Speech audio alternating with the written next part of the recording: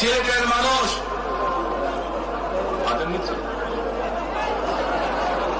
আচ্ছা আদানটা হচ্ছে, আদান তো শেষ হয়ে যাবে।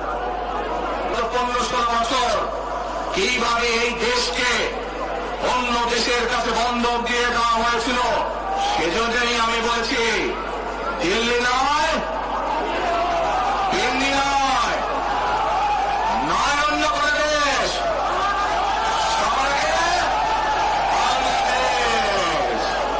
প্রিয় ভাই বোনেরা, আমি আরেকটি কথা বলেছিলাম, যখন স্বৈরাচার এই দেশের মানুষের ঘাড়ে চেপে বসেছিল, সেই কথাটা ছিল টেক ব্যাক বাংলাদেশ, মনে আছে?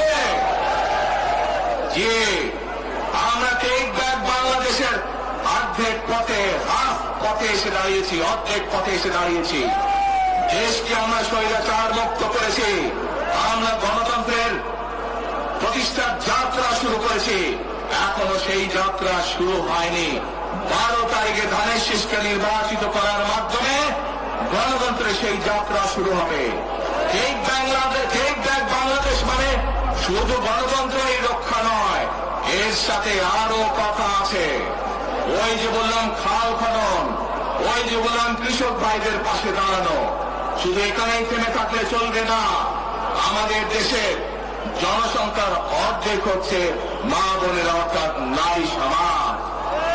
এই মা বোনদের কাছে আমরা নির্বাচিত, ইনশাল্লাহ 12 তারিখে ধানের শীষ নির্বাচিত হলে আমরা তাদের কাছে তাদেরকে স্বাবলম্বী করে গড়ে তোলার জন্য, এখানে আপনাদের যাদের সংসার আছে জানেন, স্বামী স্ত্রী দুইজনে মিলে সংসার সুন্দর হয়, যাতে আমাদের মায়েরা আপনাদের পাশে, বোনেরা আপনাদের পাশে থেকে সংসারকে সচ্ছলভাবে গড়ে তুলতে পারেন।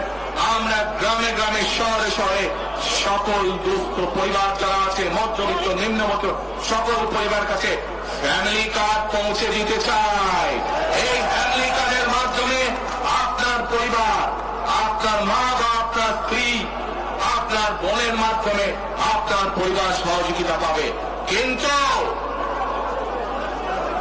এই ফ্যামিলি কার্ডকে যদি বাস্তবায়ন করতে হয়, তাহলে কি করতে হবে? কি করতে হবে? ধানের শীষকে জয়যুক্ত করতে হবে। পারবেন ইনশাল্লাহ।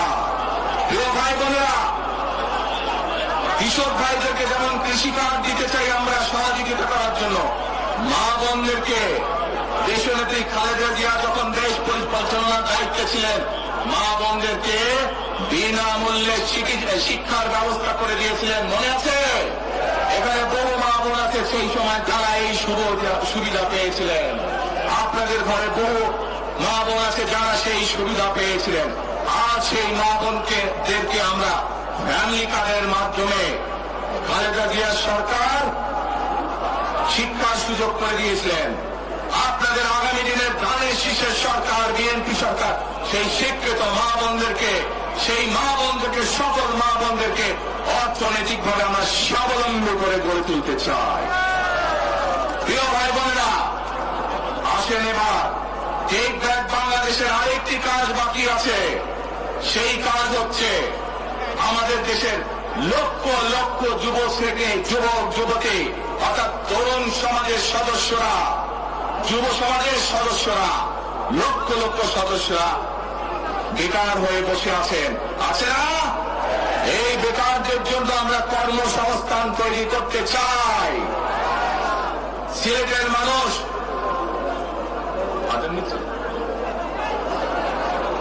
আচ্ছা আদানটা হচ্ছে, আদান তো শেষ হয়ে যাবে।